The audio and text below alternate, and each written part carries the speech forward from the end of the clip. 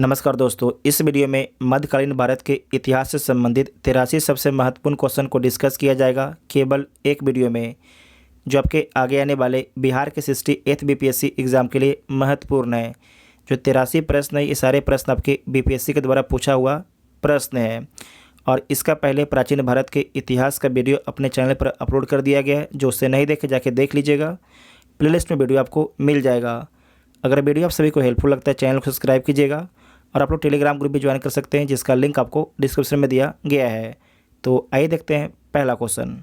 गुलाम वंश का प्रथम शासक कौन था? तो कुतुबुद्दीन ऐबक था। कुतुबुद्दीन ऐबक का शासनकाल 1206 से 1210 तक था। कुतुबुद्दीन ऐबक मोहम्मद गौरी का गुलाम था। कुतुबुद्दीन ऐबक की राजधानी थी, जो कुतुबुद्दीन ऐबक है इसकी राजधानी लाहौर थी, वर्तमान में पाकिस्तान में पड़ता है। 2.5 दिन का झोपड़ा क्या है? तो 2.5 दिन का झोपड़ा एक मस्जिद है, अजमेर में स्थित है। ठीक है, राजस्थान के अजमेर में स्थित है। अगर आपसे पूछा जाता है कि कुब्बत उल इस्लाम मस्जिद कहाँ पर स्थित है, तो दिल्ली में स्थित है। कुतुब मीनार किसके द्वारा पूरा किया गया था? तो जो कुतुब मीनार है इसका निर्माण दिल्ली में किया गया है और इसे शुरू करवाया गया था कुतुबुद्दीन ऐबक के द्वारा और इसे पूरा करवाया गया इल्तुतमिश के द्वारा। ठीक है, इसे पूरा करवाया गया इल्तुतमिश के द्वारा, इसे पूरा करवाया गया था। नेक्स्ट पॉइंट है कि भारत में मोहम्मद गौरी ने किसको प्रथम अख्ता प्रदान किया था? किसको जो है प्रथम अख्ता प्रदान किया था? तो कुतुबुद्दीन ऐबक को। ठीक है, कुतुबुद्दीन ऐबक को प्रदान किया था। बिहार का प्रथम मुस्लिम विजेता कौन था? बिहार का प्रथम मुस्लिम विजेता कौन था? तो बख्तियार खिलजी था। और आपको याद रखना है कि जो बख्तियार खिलजी है इसने ही नालंदा विश्वविद्यालय को नष्ट किया था। नेक्स्ट पॉइंट है कि बिहार में तुर्क सत्ता का वास्तविक संस्थापक कौन था? तो तुर्क सत्ता का वास्तविक संस्थापक जो है इब्न बख्तियार खिलजी था। इब्न बख्तियार खिलजी था। बिहार पर बख्तियार खिलजी के हमले का पहला विवरण प्राप्त हुआ है, तो किससे प्राप्त हुआ है? तबकात ए नासरी से। तबकात ए नासरी से प्राप्त होता है, तो बी इसका राइट आंसर हो जाएगा। जो तबकात ए नासरी है किसका बुक है? तो मिनहाजुद्दीन, यहाँ पर लिख देते हैं मिनहाजुद्दीन, मिनहाजुद्दीन सिराज का। ठीक है, तो बी ऑप्शन आपका ठीक हो जाएगा। नालंदा बिहार का विध्वंस किया था। जो नालंदा बिहार है उसका विध्वंस किसके द्वारा किया गया था? तो बख्तियार खिलजी के द्वारा किया गया था। मुस्लिम शासक जिसका साम्राज्य दार उल इस्लाम का एक भाग माना जाता था तो कौन था?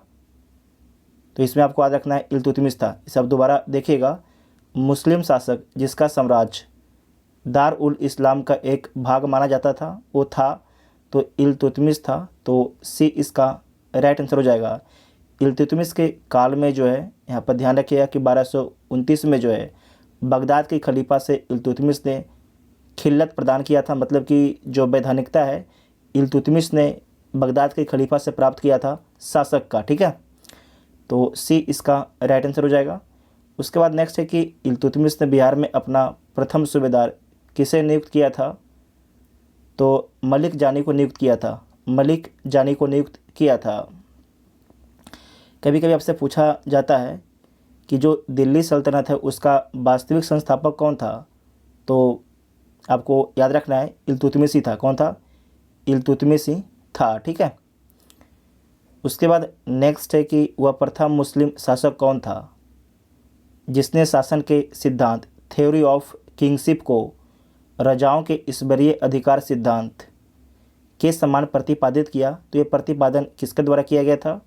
तो बलबन के द्वारा किया गया था। ठीक है, बलबन के द्वारा किया गया था। नेक्स्ट पॉइंट है कि किस दिल्ली सुल्तान ने रक्त एवं लौह की नीति अपनाई है? तो रक्त एवं लौह की नीति जो है बलबन के द्वारा अपनाया गया था। तुगरिल खां ने किसके शासनकाल में एक के दौरान विद्रोह किया था? तुगरिल खान ने जो है किसके शासनकाल के दौरान विद्रोह किया था? तो बलबन के शासनकाल में विद्रोह किया था तुगरिल खान ने, ठीक है। तो ए ऑप्शन आपका ठीक हो जाएगा। नेक्स्ट पॉइंट है, जब उसने राजत्व किंगशिप प्राप्त किया तो वह शरीयत के नियमों और आदेशों से पूर्णतः स्वतंत्र था। बर्नी ने यह कथन किस सुल्तान के लिए कहा है? तो बर्नी ने यह सुल्तान जो है अलाउद्दीन खिलजी के लिए बोला है, ठीक है। अलाउद्दीन खिलजी के लिए बोला है। इनमें से किसने खलीफा की शक्ति का विरोध किया है? तो खलीफा की शक्ति का विरोध इनमें से किसी के द्वारा नहीं किया गया है।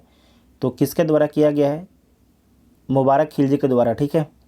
मुबारक खिलजी के द्वारा किया गया था, ठीक है, खिलजी। तो इनमें से कोई नहीं हो जाएगा, तो ई इसका राइट आंसर हो जाएगा। अलाउद्दीन खिलजी के प्रसिद्ध सेनापतियों में किसकी मंगोलों के विरुद्ध लड़ते हुए मृत्यु हो गई? तो उनका नाम क्या है? तो उनका नाम है जफर का, ठीक है, जफर का उनका नाम है। रानी पद्मिनी का नाम अलाउद्दीन की चित्तौड़ विजय से जोड़ा जाता है। उसके पति का नाम क्या है? उसके पति का नाम क्या है? तो राणा रतन सिंह है, ठीक है। राणा रतन सिंह उनके पति का नाम है। अलाउद्दीन खिलजी के आक्रमण के समय देवगिरी का शासक कौन था? देवगिरी का शासक कौन था? तो रामचंद्र देव था, ठीक है, रामचंद्र देव था। इसे दोबारा देखिएगा, अलाउद्दीन खिलजी के आक्रमण के समय देवगिरी का शासक कौन था? तो रामचंद्र देव था। किस सुल्तान के काल में खालसा भूमि अधिक पैमाने में विकसित हुई थी? जो खालसा मतलब राज की भूमि जो है अधिक पैमाने में किसके शासनकाल में विकसित हुआ था? तो अलाउद्दीन खिलजी के शासनकाल में विकसित हुआ था। अलाई दरवाज़ा का निर्माण किस सुल्तान ने करवाया था? तो जो अलाई दरवाज़ा है इसका निर्माण अलाउद्दीन खिलजी के द्वारा करवाया गया था। अलाउद्दीन खिलजी के द्वारा करवाया गया था। और कहाँ पर? तो दिल्ली में करवाया गया था। दिल्ली के किस सुल्तान ने सबसे ज़्यादा नहरों का निर्माण किया था? तो सबसे ज़्यादा नहरों का निर्माण जो है फिरोज शाह तुगलक के द्वारा किया गया था। फिरोज शाह तुगलक के द्वारा किया गया था। फिरोज शाह तुगलक द्वारा स्थापित दार उल सफ़ा क्या था? दार उल सफ़ा ये क्या था? तो एक खैराती अस्पताल था। एक जो है खैराती अस्पताल था। निम्नलिखित में से किस सुल्तान ने बेरोजगारों को रोजगार दिलवाया? तो बेरोजगारों को रोजगार जो है फिरोज शाह तुगलक के द्वारा दिलवाया गया था। फिरोज शाह तुगलक के द्वारा दिलवाया गया था। निम्नलिखित में से किस सुल्तान के दरबार में सबसे अधिक गुलाम थे? बहुत ही अच्छा सवाल है। निम्नलिखित में से किस सुल्तान के दरबार में सबसे अधिक गुलाम थे? तो फिरोज शाह तुगलक के शासनकाल में सर्वाधिक गुलाम थे। निम्नलिखित में से किस सुल्तान ने फलों की गुणवत्ता सुधारने के लिए उपाय किया? तो ये उपाय जो है फिरोज शाह तुगलक के द्वारा किया गया था। फारसी यात्री अब्दुल रज्जाक भारत में किस राजा के शासनकाल में आया था? अच्छा सवाल है कि फारसी यात्री अब्दुल रज्जाक भारत में किस राजा के शासनकाल में आया था? तो देवराय सेकेंड के समय में आया था। देवराय सेकेंड के समय में आया था। उसके बाद है कि तैमूर के आक्रमण के बाद भारत में किस वंश का राज स्थापित हुआ? तैमूर के आक्रमण के बाद जो है भारत में किस वंश का राज स्थापित होता है? तो सैयद वंश का राज स्थापित होता है। सैयद वंश का राज स्थापित होता है। और आपको याद रखना है कि तैमूर का आक्रमण कब होता है? तो 1398 में होता है। 1398 में होता है, ठीक है। निम्नलिखित में से किस सुल्तान ने एक नगर बसाया जहां अब आगरा है? अच्छा सवाल है। निम्नलिखित में से किस सुल्तान ने एक नगर बसाया जहां अब आगरा है? तो सिकंदर लोदी के द्वारा बसाया गया था। सिकंदर लोदी के द्वारा। विजयनगर साम्राज्य के संस्थापक कौन थे? तो जो विजयनगर साम्राज्य है इसके संस्थापक हरिहर और बुक्का थे। विजयनगर साम्राज्य की स्थापना कब किया गया था? तो 1336 में किया गया था। 1336 में किया गया था। विजयनगर के उस पहले शासक की पहचान करें जिसने बहमनियों से गोवा छीना है। तो उनका नाम क्या है? हरिहर सेकेंड है। हरिहर सेकेंड उनका नाम है। विजयनगर के राजा कृष्णदेव राय ने गोलकुंडा का युद्ध किस राजा के साथ लड़ा था? तो कुली कुतुब शाह के साथ में लड़ा था। कुली कुतुब शाह के साथ में लड़ा था। विजयनगर साम्राज्य की वित्तीय व्यवस्था की मुख्य विशेषता क्या थी? तो भूराजस्व थी। भूराजस्व जो कितना था? तो 1/6 था। ठीक है, 1/6 था। विजयनगर साम्राज्य का अवशेष कहाँ मिलता है? तो हम्पी में मिलता है। ठीक है, हम्पी में, हम्पी कर्नाटक में। तो सी ऑप्शन आपका ठीक हो जाएगा। किस नदी किनारे? तो तुंगभद्रा नदी के किनारे। दीवान ए अर्ज विभाग संबंधित है, तो किससे संबंधित है? रक्षा विभाग से संबंधित है दीवान ए अर्ज। ठीक है, रक्षा विभाग से इसका संबंध है। साथ ही आपको ध्यान रखना है कि इस विभाग की स्थापना बलबन के द्वारा करवाया गया था। जो दीवान ए अर्ज है, इसकी स्थापना बलबन के द्वारा करवाया गया था। शिवाजी की राजधानी कहाँ थी? तो शिवाजी की राजधानी रायगढ़ थी। ठीक है, रायगढ़। शिवाजी अपना राज्याभिषेक कब कराते हैं? तो 1674 में कराते हैं। 1674 में कराते हैं। ठीक है। बहमनी राज का संस्थापक कौन था? जो बहमनी राज है, इसके संस्थापक कौन थे? तो अलाउद्दीन हसन थे। अलाउद्दीन हसन थे। सरजामी प्रथा किससे संबंधित थी? तो मराठा भूराजस्व प्रथा से। मराठा भूराजस्व प्रथा से। निम्नलिखित में से कौन भूमि उत्पादन पर लगने वाले कर को इंगित करता है? खराज, उस्र और मुक्तई करता है, जबकि जो खुम्स है ये लूट का माल है। ठीक है, ये लूट का माल है। तो 1, 3, 4, तो डी ऑप्शन इसका राइट आंसर हो जाएगा। किस सुल्तान ने ज़मीन में फसल की नपाई का आधा राजस्व के रूप में दावा किया? मतलब कि 50% राजस्व के रूप में दावा किसके द्वारा किया गया? तो अलाउद्दीन खिलजी के द्वारा किया गया। इल्तुतमिश और बलबन आपको याद रखना है 1/3। ठीक है, जबकि मोहम्मद बिन तुगलक जो है कुछ क्षेत्रों में आपके 50% लगाया था, लेकिन उसे वापस लेना पड़ गया था मोहम्मद बिन तुगलक को। ठीक है, तो इसका आंसर आपका सी हो जाएगा। शेख बहाउद्दीन जकारिया किस संप्रदाय के थे? शेख बहाउद्दीन जो जकारिया हैं, इनका संबंध किस संप्रदाय से है? तो सोहरावर्दी संप्रदाय से इनका संबंध है।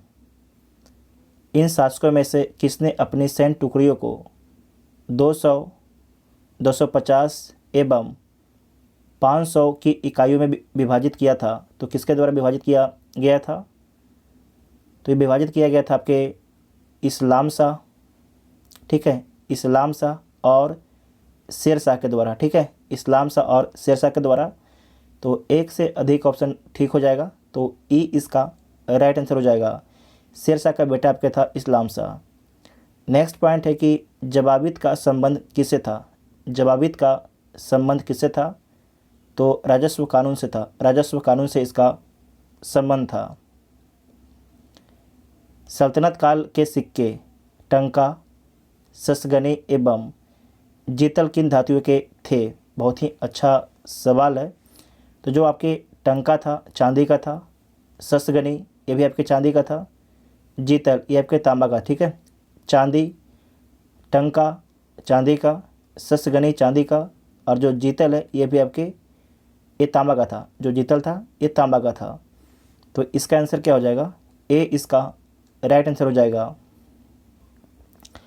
भारत में कागज़ का प्रयोग कब से प्रारंभ हुआ? भारत में जो है कागज़ का प्रारंभ 12वीं शताब्दी से प्रारंभ होता है। 12वीं शताब्दी से लगभग आपके प्रारंभ होता है।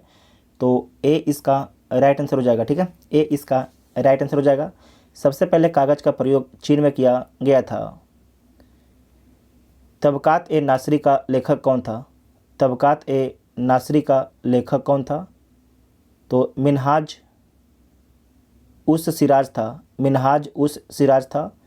तो सी इसका राइट आंसर हो जाएगा। सभी भक्ति संतों के मध्य एक समान विशेषता थी कि उन्होंने अपनी वाणी को उसी भाषा में लिखा जिसे उनके भक्त समझ सके। इसीलिए इन संतों के द्वारा जो है ज़्यादा लोगों तक अपनी बात पहुंचाई गई। तो ए इसका राइट आंसर हो जाएगा। निम्नलिखित में से किस सुल्तान से निजामुद्दीन औलिया ने भेंट करने से इनकार कर दिया? तो किससे भेंट करने किसे जो है भेंट करने से इनकार कर दिया? तो अलाउद्दीन खिलजी से, ठीक है, अलाउद्दीन खिलजी से।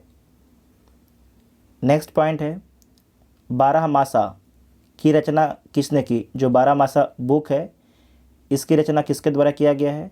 तो मलिक मोहम्मद जैसी के द्वारा, मलिक मोहम्मद जैसी के द्वारा किया गया है। पानीपत के युद्ध में बाबर की जीत का मुख्य कारण क्या था? बहुत ही अच्छा सवाल है कि पानीपत के युद्ध में 1526 में प्रथम होता है बाबर और इब्राहिम लोदी के बीच में, ठीक है। तो पानीपत के युद्ध में बाबर की जीत का मुख्य कारण क्या था? तो उसका मुख्य कारण था उसकी सैन्य कुशलता, ठीक है, उसकी सैन्य कुशलता सबसे इम्पोर्टेंट है। तो बी इसका राइट आंसर हो जाएगा। नेक्स्ट पॉइंट है, तुजुब ए बाबरी किस भाषा में लिखा गया था? तुजुब ए बाबरी जो है किस भाषा में लिखा गया था? तो तुर्की भाषा में लिखा गया था। और जो मुग़ल है, मुग़ल का ऑफिशियल लैंग्वेज क्या था? तो फ़ारसी था, ठीक है, मुग़ल का ऑफिशियल लैंग्वेज फ़ारसी था। हुमायूं ने जो है चुनार दुर्ग पर प्रथम बार आक्रमण किया, तो कब आक्रमण किया था?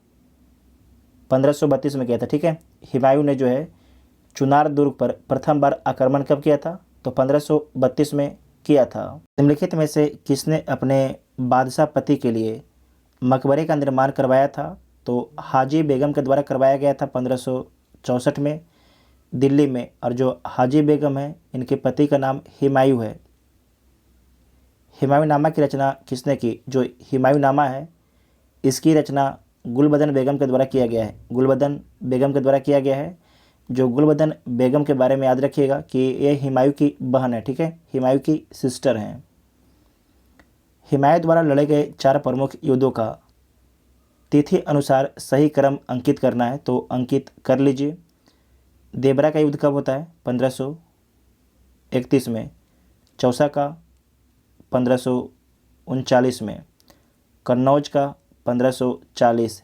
कहीं कहीं पर आपको लिखा जाएगा बिलग्राम का युद्ध, तो कन्नौज या बिलग्राम दोनों सेम ही है, तो 1540 में होता है। उसके बाद सरहिंद ये कब होता है? 1555 में होता है, ठीक है, 1555 में होता है। तो डी इसका राइट आंसर हो जाएगा। नेक्स्ट पॉइंट है, निम्नलिखित में से किस सुल्तान ने पहले हजरत आला की उपाधि अपनाई और बाद में सुल्तान की? बहुत ही अच्छा सवाल है। निम्नलिखित में से किस सुल्तान ने पहले हजरत आला की उपाधि अपनाई और बाद में सुल्तान की? तो शेरशाह सूरी ने, ठीक है, शेरशाह सूरी ने। तो सी इसका राइट आंसर हो जाएगा। आपको याद रखना है कि 1529 में जो है 1529 में हजरत आला की उपाधि अपनाता है और 1539 में जो है सुल्तान की उपाधि अपनाता है शेरशाह, ठीक है। तो सी इसका राइट आंसर हो जाएगा। नेक्स्ट पॉइंट है कि शेरशाह का मकबरा कहाँ स्थित है? तो सासाराम में स्थित है। सासाराम बिहार के किस डिस्ट्रिक्ट में है? तो सासाराम बिहार के रोहतास डिस्ट्रिक्ट में, ठीक है, बिहार के रोहतास डिस्ट्रिक्ट में है। तो ए ऑप्शन आपका ठीक हो जाएगा। हल्दी घाटी के युद्ध में महाराणा प्रताप की सेना के सेनापति कौन थे? बहुत ही अच्छा सवाल है। हल्दी घाटी के युद्ध में महाराणा प्रताप की सेना के सेनापति कौन थे? तो हकीम खान थे। कौन थे? हकीम खान थे। जबकि मुग़ल के सेनापति कौन थे ये पूछा जाता है, तो मानसी एवं आसफ खां थे। मानसी एवं आसफ, यहाँ पर लिख देते हैं आसफ खां थे, इसे नोट कर लीजिएगा, पूछा जाता है। तो सी इसका राइट आंसर हो जाएगा। अच्छा, हल्दी घाटी का युद्ध हुआ कब था? तो 1576 में हुआ था, 1576 में हुआ था। निम्नलिखित में से किस मुस्लिम शासक ने तीर्थ यात्रा कर समाप्त कर दिया? तो तीर्थ यात्रा कर जो है अकबर के द्वारा समाप्त किया गया था, ठीक है, अकबर के द्वारा जो है तीर्थ यात्रा कर समाप्त किया गया था। और कब समाप्त किया गया था? तो तीर्थ यात्रा कर 1563 में, ठीक है। और 1562 में आपको याद रखना है कि दास प्रथा को समाप्त किया था अकबर ने। और 1564 में जजिया प्रथा को समाप्त किया था अकबर ने। 1564 में जो है जजिया प्रथा को, 1563 में तीर्थ यात्रा कर को, और 1562 में जो है दास प्रथा को समाप्त कर दिया था अकबर ने। तो इसका आंसर क्या हो जाएगा? डी इसका राइट आंसर हो जाएगा, अकबर। उसके बाद नेक्स्ट क्वेश्चन है कि अकबर ने बंगाल तथा बिहार को मुगल साम्राज्य में मिलाया, तो कब मिलाया? ठीक है, कब मिलाया? तो 1576 में मिलाता है। ठीक है, 1576 में मिलाता है। कहीं कहीं पर आपको 1580 भी मिलता है, कहीं कहीं पर। ठीक है, तो सी इसका राइट आंसर हो जाएगा। उसके बाद नेक्स्ट है कि भारत में किसके शासनकाल में इंग्लिश ईस्ट इंडिया कंपनी का गठन हुआ? बहुत ही अच्छा सवाल है। जो इंग्लिश ईस्ट इंडिया कंपनी है, इसकी स्थापना कब होता है? 1599 में। इस समय भारत का शासक कौन थे? तो अकबर इस समय भारत के शासक थे। अकबर की मृत्यु कब होता है? तो 1605 में अकबर की मृत्यु हो जाता है। आइन ए अकबरी किसके द्वारा लिखी गई है? बहुत ही अच्छा सवाल है। आइन ए अकबरी किसके द्वारा लिखा गया है? तो अबुल फजल के द्वारा लिखा गया है। ठीक है, अबुल फजल के द्वारा लिखा गया है। और आपको याद रखना है कि जो अकबर का नवरत्न था उसमें अबू फजल भी शामिल था। नेक्स्ट पॉइंट है एतमा उदौला का मकबरा आगरा में किसने बनवाया था? एतमा उदौला का मकबरा जो है आगरा में किसके द्वारा बनवाया गया था? तो नूरजहाँ के द्वारा बनवाया गया था। नूरजहाँ के द्वारा बनवाया गया था। नेक्स्ट पॉइंट है पिटरा दिवरा निम्न में से किससे संबंधित है? तो आप लोग सारे पॉइंट को पढ़ लीजिए। किससे संबंधित है? तो दीवारों में अर्धकीमती पत्थर जड़कर फूलों की नक्काशी से संबंधित है। तो ए इसका राइट आंसर हो जाएगा। मध्यकाल में बटाई शब्द का अर्थ क्या है? मध्यकाल में जो है बटाई शब्द का अर्थ क्या था? तो लगान निर्धारण का एक तरीका था बटाई शब्द। तो बी ऑप्शन ठीक हो जाएगा। किस मुगल शासक ने चित्रकारी के लिए कारखाने बनवाया? देखिए, जो बीपीएससी आंसर दिया है अकबर दिया है। ठीक है, बीपीएससी से आंसर अकबर दिया है, जबकि एनसीईआरटी में हुमायूं बताया गया है। ठीक है, एनसीईआरटी में हुमायूं के बारे में बताया गया है। तो आप लोग को जो मानना है मान लीजिएगा, लेकिन मेरे अनुसार तो हुमायूं ही इसका आंसर होगा। ठीक है, उसके बाद नेक्स्ट है यूरोपीय चित्रकारी, यूरोपियन पेंटिंग का प्रवेश किसके दरबार में हुआ? तो किसके दरबार में होता है? तो अकबर के दरबार में होता है। अकबर के दरबार में होता है। दसवंत और बसावन प्रसिद्ध चित्रकार मुगल सम्राट के राज दरबारी थे। तो किसके राज दरबारी थे? अकबर के राज दरबारी थे। अकबर के राज दरबार में रहते थे। मुगल चित्रकला किसके नेतृत्व में अपने शीर्ष बिंदु पर थी?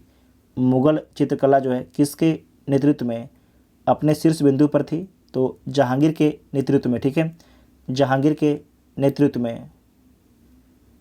जाप्ती प्रणाली किसकी उपज थी? जाप्ती प्रणाली किसकी उपज थी? तो ये अकबर की उपज थी। ठीक है, अकबर की उपज थी।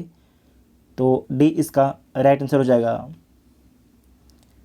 नेक्स्ट है कि यह कथन किसका है? अकबर के शासन में इलाहाबाद में 40 स्तंभ युक्त मंजिल के निर्माण में 5000 से 20,000 लोगों ने 40 साल तक काम किया। यह किसका कथन है?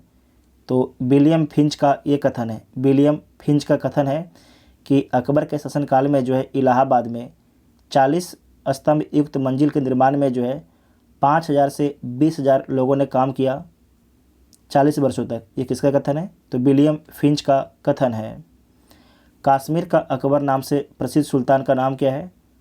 तो सुल्तान जैनुल आबदीन है। सुल्तान जैनुल आबदीन है, आबिदीन। ठीक है, तो डी इसका राइट आंसर हो जाएगा।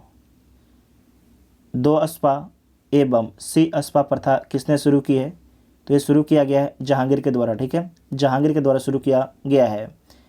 ईरान के शाह और मुगल शासकों के बीच झगड़े की जड़ क्या थी? तो कंधार था। ठीक है, कंधार था। वर्तमान में कंधार अफगानिस्तान में स्थित है।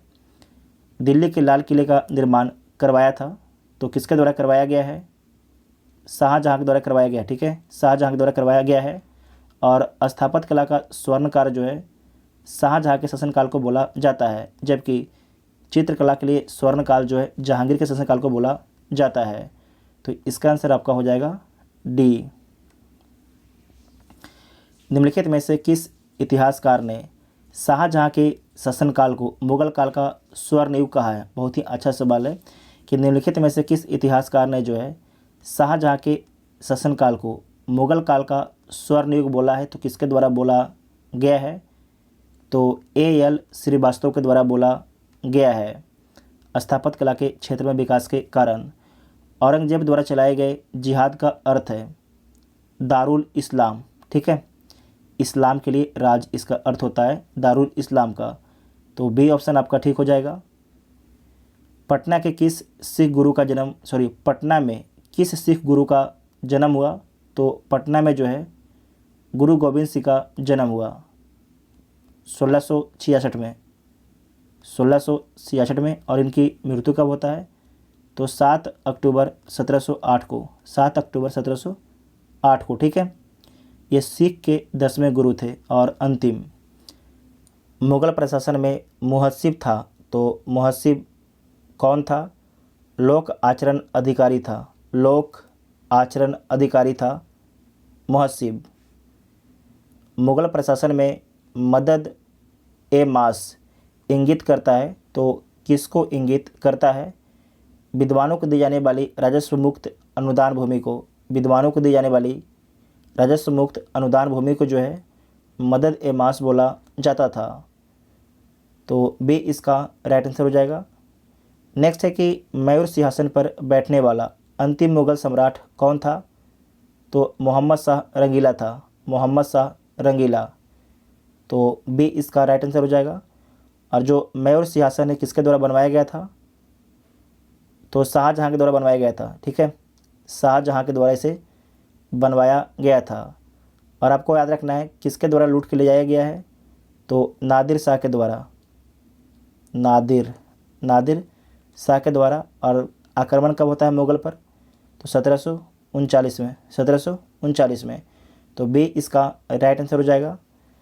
निम्नलिखित में से किस मुग़ल बादशाह को वजीर गाजी-उद-दीन ने दिल्ली में दाखिल होने नहीं दिया? तो शाह आलम द्वितीय को दिल्ली में दाखिल होने नहीं दिया। तो बी इसका राइट आंसर हो जाएगा। मध्यकालीन भारत से संबंधित बीपीएससी के द्वारा अभी तक 83 क्वेश्चन पूछा गया था, तो उन सभी प्रश्नों को केवल एक वीडियो में डिस्कस कर लिया गया है।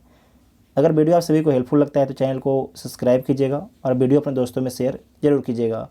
इसके बाद आधुनिक भारत का इतिहास को जो है 4 वीडियो में डिस्कस किया जाएगा, क्योंकि उसमें करीब लगभग 500 के आसपास क्वेश्चन है। आपको पता है कि जो बीपीएससी है अपना एग्ज़ाम में हिस्ट्री से ज़्यादातर आपके मॉडर्न इंडिया का क्वेश्चन पूछता है। ठीक है, तो आप लोग चैनल को सब्सक्राइब जरूर कीजिएगा, तभी आपको अगले वीडियो का नोटिफिकेशन मिलेगा। Thank you.